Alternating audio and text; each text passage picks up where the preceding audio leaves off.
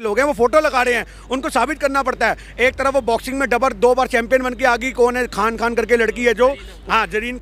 Hi friends, अस्सलाम वालेकुम। मेरा नाम है मोहम्मद सद्दाम और आप देख रहे हैं मिक्स प्रो यूट्यूब चैनल। और आज हम जिस वीडियो पर रिएक्शन देने वाले हैं वो बहुत ही ज़्यादा मज़ेदार और इंटरेस्टिंग होने वाली है। इसका टाइटल है रमज़ान और रामनवमी पर हुए बवाल को लेकर सरदार जी हुए आग बबूला। तो देखते हैं सरदार जी कैसे आग बबूला हुए हैं और उनकी वीडियो को शुरू करते हैं। और वीडियो का ओरिजिनल लिंक आपको डिस्क्रिप्शन में मिल जाएगा। तो चलिए वीडियो को स्टार्ट करते हैं। है कि तुम अपने धर्म को कलंकित कर रहे हो, तुम धर्म के ठेकेदार बन करके देश में नफरत का माहौल पैदा कर रहे हो। अरे कभी आप सोचो कि देश में व्रत रखने वाला आदमी, एक व्रती आदमी, हमें नमाज के वक्त भी ये फिल्मों में देखने को मिला है कि अगर कोई मुसलमान नमाज पढ़ रहा होता है तो उसको तलवार से भी काट दिया तो वो हिलता नहीं है, क्योंकि वो अपने अल्लाह में इतना लीन होता है। पर तुम अगर राम में लीन हो तो तुम्हारे दिमाग में दंगा आ रहा है। सोचने की बात है, एक तरफ तुम राम में लीन हो, रामनवमी के कार्यक्रम अरेंज कर रहे हो, पर दंगों का माहौल पैदा कर रहे हो, समाज में नफरत पैदा कर रहे हो। ये रास्ता मंदिर को जा रहा है और ये रास्ता मस्जिद को जा रहा है, तो मैं मंदिर के रास्ते पे जाऊंगा, के रास्ते पे बिल्कुल सही बात है। फिर वही सोचने की बात है, उनके कदम वहाँ क्यों भटक जाते हैं जहाँ मस्जिदें होती हैं, अपने रूट क्यों डिवाइड कर लेते हैं, अपने रास्ते क्यों बदल लेते हैं, जान करके वहाँ पे जा करके। आपने वीडियो नहीं देखी शायद, आपने लगाना, वहाँ पे मस्जिद के पास खड़ा होकर के टीका लगा करके बंदा बोल रहा है राम राम राम राम राम राम कर रहा है, जय श्री राम कर रहा है। ये सोचने की बात है कि राम का नाम बड़े संयम से लिया जाता था हमारे देश के अंदर। आज से पहले अगर हम किसी को बोलते थे कि जय श्री राम भाई, राम राम भाई, तो हमारे शब्दों में विनम्रता होती थी। आज हमारे देश का माहौल ये बन चुका है कि जय श्री राम। दैट मीन के गले की जो नसें होती हैं उसको भी लोग फाड़ने पे उतारू हो चुके हैं। तो बियर की बोतलें मारी गई थी मस्जिद के ऊपर, आप समझो इस बात को।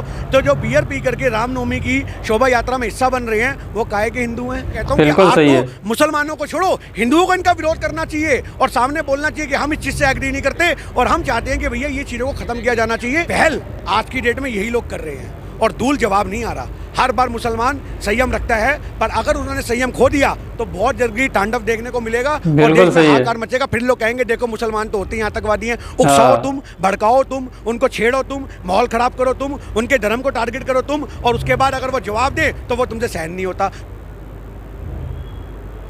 नमस्कार, आपके साथ मैं हूं आकिल रजा। जिस तरह से देश भर में बवाल की तस्वीरें आ रही हैं रमज़ान के मौके पर और रामनवमी का जो त्यौहार मनाया गया, आखिर वो कौन लोग हैं जो उपद्रव फैला रहे हैं। देश के अलग अलग राज्यों से तमाम ऐसी तस्वीरें आ रही हैं जहां पर जो है जलाया जा रहा है और पत्थरबाजी की जा रही है। हमारे साथ गिन्नी जी हैं, इनसे बात करेंगे। सामाजिक मुद्दों पर बेबाकी से अपनी राय रखते हैं। किस तरफ आखिर देश जा रहा है, रामनवमी का त्यौहार, कौन है ये पत्थरबाज, क्यों जलाया जा रहा है? देखिए, सबसे बड़ी बात तो ये है कि राम वो भी आज एक हिंदुओं के बहुत बड़े देवता हैं, आज उनको बड़ा सम्मान मिलता है। और दूसरी तरफ आज रमज़ान का टाइम चल रहा है, रोज़े चल रहे हैं मुसलमानों के, यानी कि अगर देखा जाए तो दोनों ही पक्ष वर्ती हैं। तो व्रत के अंदर से दंगों की भावना पैदा होना ये अपने आप में सवाल खड़ा करता है कि तुम अपने धर्म को कलंकित कर रहे हो, तुम धर्म के ठेकेदार बन करके देश में नफरत का माहौल पैदा कर रहे हो। अरे कभी आप सोचो कि देश में व्रत रखने वाला आदमी, एक व्रती आदमी, हमें नमाज के वक्त भी ये फिल्मों में देखने को मिला है कि अगर कोई मुसलमान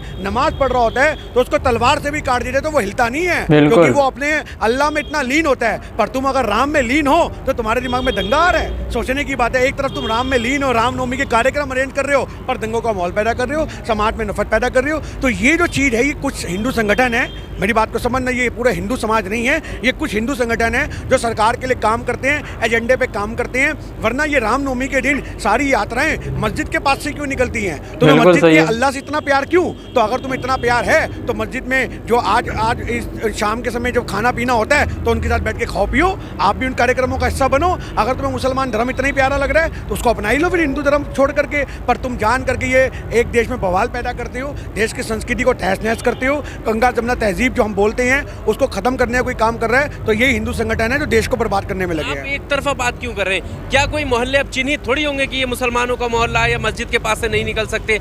ये लोग कौन है, उस पर लगाम लगाने की जरूरत है ना। कौन लोग? अगर ये रास्ता मंदिर को जा रहा है और ये रास्ता मस्जिद को जा रहा है तो मैं मंदिर के रास्ते पे जाऊंगा, के रास्ते पे जाऊंगा। तो फिर वही सोचने की बात है, उनके कदम वहाँ क्यों भटक जाते हैं जहाँ मस्जिदें होती हैं, अपने रूट क्यों डिवाइड कर लेते हैं, अपने रास्ते क्यों बदल लेते हैं, जान करके वहाँ पे जा करके। आपने वीडियो नहीं देखी शायद, आपने लगाना, वहाँ पे मस्जिद के पास खड़ा होकर के टीका लगा करके बंदा बोल रहा है राम राम राम राम राम राम कर रहा है। यही तो काम है दंगा भड़काने का। सोचने की बात है कि राम का नाम बड़े संयम से लिया जाता था हमारे देश के अंदर। आज से पहले अगर हम किसी को बोलते थे कि जय श्री राम भाई, राम राम भाई, तो हमारे शब्दों में विनम्रता होती थी। पर आज हमारे देश का माहौल ये बन चुका है कि जय श्री राम, दैट मीन के गले की जो नसें होती हैं उसको भी लोग फाड़ने को उतारू हो चुके हैं। तो राम जो है वो एक शांति का प्रतीक है, पर आप उसको उग्रता के रूप में ले रहे हो। आप अपने बयानों के अंदर इतना उग्रता लेके आते हो। आपने राम की परिभाषा ही बदल दी। एक मधुर इंसान को आपने इस तरह उत्तेजना के रूप में प्रकट कर रखा है कि हिंदुस्तान में लोगों को ये लगने लग गया है कि अगर जय श्री राम बोला जाएगा तो सामने वाला बगल से तलवार भी निकाल सकता है, कत्लेआम भी कर सकता है। क्या बात! तो ये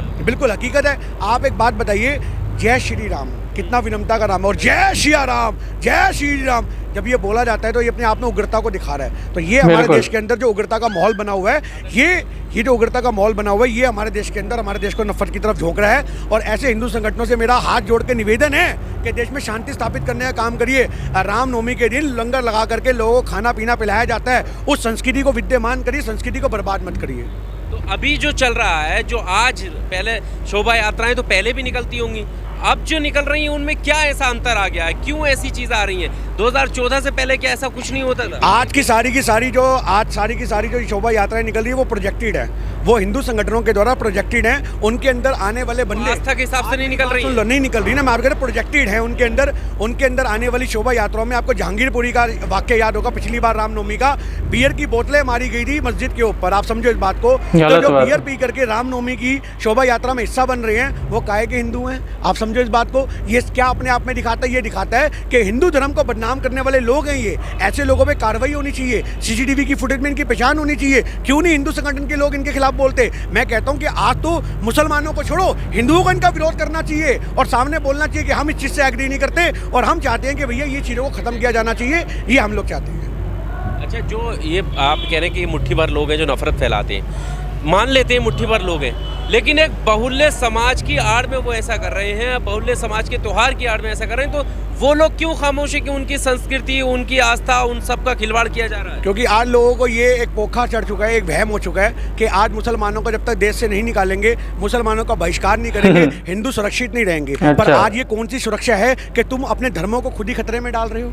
सोचने की बात है। आप अपने ही धर्म को बेइज्जती कर रहे हो, आप अपने धर्म को छोटा दिखा रहे हो। हमारे धर्मों में ये सिखाया जाता है कि इंसानियत को सबसे ऊपर रखना चाहिए। आप एक टीका देख करके, टोपी देख करके दंगों का माहौल पैदा करते हो, ये चीज़ गलत है। तो जब तक हमारे समाज के अंदर ऐसे लोग रहेंगे, दंगाई लोग रहेंगे, हिंदू मुस्लिम भाईचारा आपको किताबों में पढ़ने को मिलेगा, हकीकत में देखने को नहीं मिलेगा। जो हकीकत में इसको अप्लाई करते हैं उनके बीच में भी दरारें पैदा कर देंगे, पड़ोसी का दुश्मन हो जाएगा, बच्चे बच्चों के दुश्मन हो जाएंगे, वो माहौल देखने को आएगा। वीडियो के आधार पर प्रधानमंत्री ने एक भाषण में कहा था कपड़ों से पहचान हो जाती है। अभी इतनी सारी वीडियो सोशल मीडिया पर तैर रही हैं, आप देखेंगे उसमें खास धर्म के लोग हैं। और गांधी जी के, मैं आपके सवाल को समझ गया।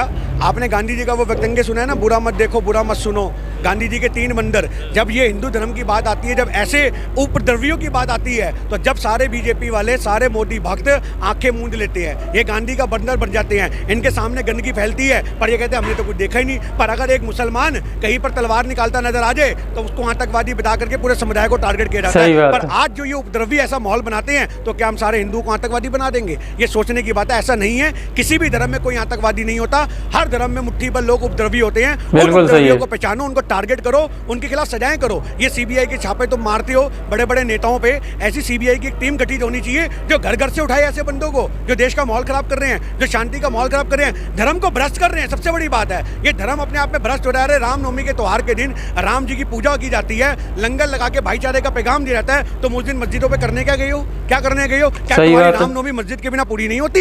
ये सोचने का सवाल है। आप समझो इस बात को। तो ये हमारे देश के अंदर नफरत का माहौल पैदा, और हमेशा आप ध्यान रखना कि पहल आज की डेट में यही लोग कर रहे हैं और दूल जवाब नहीं आ रहा। हर बार मुसलमान संयम रखता है, पर अगर उन्होंने संयम खो दिया तो बहुत जल्दी तांडव देखने को मिलेगा और देश में हाहाकार मचेगा। फिर लोग कहेंगे देखो मुसलमान तो होते ही आतंकवादी हैं। उकसाओ तुम, भड़काओ तुम, उनको छेड़ो तुम, माहौल खराब करो तुम, उनके धर्म को टारगेट करो तुम, और उसके बाद अगर वो जवाब दे तो वो तुमसे सहन नहीं होता। तो ये उपद्रवियों को हमारा सीधा सवाल है कि ऐसे उपद्रवियों के खिलाफ कार्रवाई होनी चाहिए, चाहे वो हिंदू संगठन की हो या मुस्लिम संगठन की हो। अच्छा गिन्नी जी, तेलंगाना से एक वीडियो सामने आया, टी राजा जो पूर्व विधायक है बीजेपी के, वो खुलेआम कह रहे हैं कि अब जो है हिंदू राष्ट्र बनाकर दम लेंगे, गाली गलौज भी उसमें है, और वो वीडियो काफ़ी सोशल मीडिया पर वायरल भी है, लोग उसका समर्थन कर रहे हैं। यानी हिंदू राष्ट्र की बात रामनवमी में फिर से आई गई है।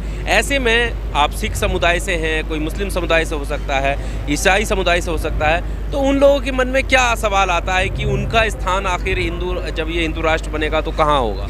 देखिए, आज हिंदू राष्ट्र से कोई मतलब ही नहीं है। आज हमारे देश के संविधान की ये तो अवहेलना है, हमारे संविधान का अपमान है। हमारा संविधान के अंदर अगर हमें एक सेकुलरिज्म का एक टैग मिला गया है, बात को समझो, बाद में प्रावधान के बाद चेंज भी हुआ है, इस चीज़ को बदला गया है, तो आज हम ये मानते हैं कि भैया आज धर्मों में छेड़छाड़ अच्छी बात नहीं है। आप विकास की नीतियाँ अपनाओ, हिंदू धर्म की तरफ देश को अग्रसर मत करो, आप विकास की नीतियों की तरफ देश को अग्रसर करो। आज धर्म की हिंदू राष्ट्र की बात करते हैं, नेपाल हिंदू राष्ट्र है, क्या हाल है वहाँ के। और अभी एक रिपोर्ट आई है, मैं आपको बता दूं कि इसी प्रकार अगर हिंदू राष्ट्र की रट लगा करके हमारे देश को बर्बाद किया गया, समुदायों से छेड़छाड़ की गई, तो 2025 में हमारा देश बांग्लादेश से भी नीचे जाने वाला है। ये रिपोर्ट आ चुकी है, उस रिपोर्ट को आप पढ़ो। तो 2 साल के अंदर, मात्र 2 साल में हम बांग्लादेश से भी गरीब हो जाएंगे। ये क्यों हो रहे हैं हम? क्योंकि आज हमारा देश धर्म की प्रवृत्ति पे हो गया। अरे आप सिर्फ पाकिस्तान से एग्जाम्पल ले लो। आज पाकिस्तान एक इस्लामिक कंट्री है, उनका क्या हाल है, क्योंकि वो कट्टरपंथी पे उतर चुके हैं। जब भी कोई देश कट्टरपंथी की राह में चलेगा, वो बर्बादी की राह चलेगा। जब भी कोई देश भाईचारे की राह में चलेगा, वो विकसित होता जाएगा। पर आज हमारा देश उल्टा गंगा बह रही है, विकसित होने की कगार पे था, विकासशील था, पर आज वो विकासशील से अल्पविकसित देशों की श्रेणी में आ चुका है। और थोड़े दिन की और बात है, हम अल्पविकसित से भी और उस गरीबी के दर को छू जाएंगे कि भारत की 80% आबादी हमारे देश में हैंड टू माउथ जो है आज की डेट में, वो गरीबी रेखा के नीचे पाएगी।